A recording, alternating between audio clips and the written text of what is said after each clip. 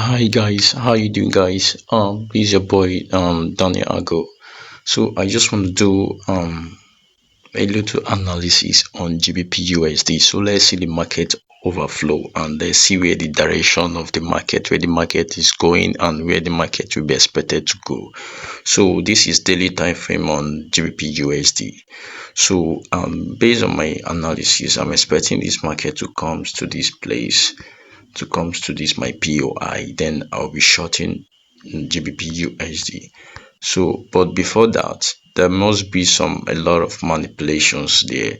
And what made me to be interested in this space is based on the fact that I see a shift in structure. And as I'm talking to you right now, I'm analyzing from the daily time frame.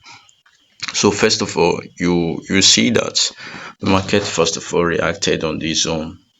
Market came to this zone, to this order block, to this daily order block here.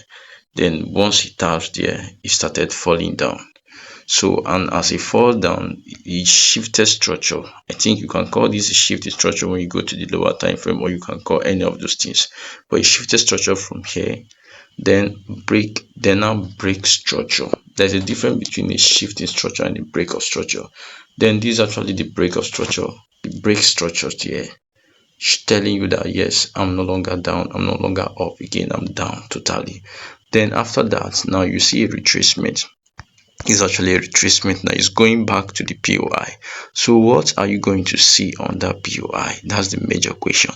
So you ask yourself now, since I've seen a shift in structure and break of structure, and moreover there's a liquidity above there, this is actually the liquidity. We are still going to go to lower time frame to view it more clearly.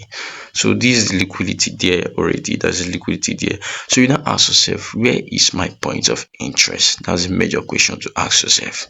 So this now, this is the time you need to scale down to the lower time frame.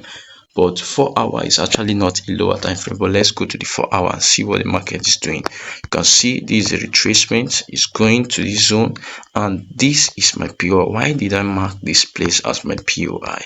Because there's a valid order block from the 4 hour time frame. This zone, this is the valid order block I'm marking as my POI. So I'm expecting to come to this order block. So why is this order block my POI? The reason why this other block is my POI is one, because this other block is unmitigated. This other block, nothing has come into it before, so it's unmitigated order block. So before you mark an order block as a POI, you must make sure that the other block is unmitigated. Nothing has come into it and nothing has tapped into it. That's when you know that your order block is valid.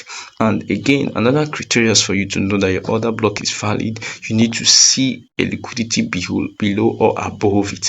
So you can actually see the liquidity clearly above or below it. Now you can see the liquidity. This is actually the liquidity below the order block. That shows that the order block is valid.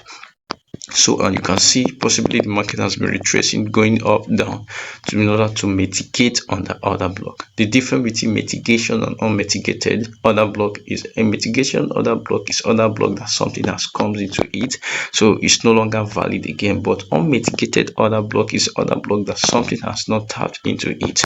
So this is actually unmitigated order block. Nothing has come into it, so we're expecting it to go back to this place. Then we shut it down there. So you can see probably it's actually a total of where we were risking about, I think it's 80 something or 70 something, 82 pips to catch up 568 pips on this space. So that's my expectations, that's my bias on GBPUSD. So you can see the market has been retracing back to that place. So currently now, we just put our hands down. We just be watching what the market is going to be doing right now. So don't count on trade. I'm not advising you to count on trade. That's where most traders lose money.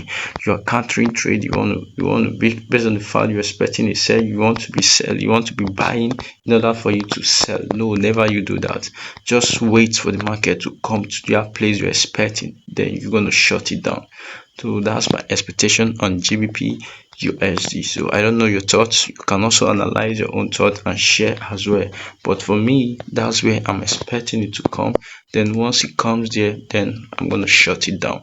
So I always like analyzing from the daily time frame, daily perspective. I don't like using the lower time frame, so I'll be able to see the overall view and everything. You can see GBPUSD has been bearish for a long period of time, but now it's currently bullish, retracing back to the POI I'm expecting. So thank you so much. So if you find this video useful, don't forget to subscribe to this channel. Let's grow together. Thank you so much.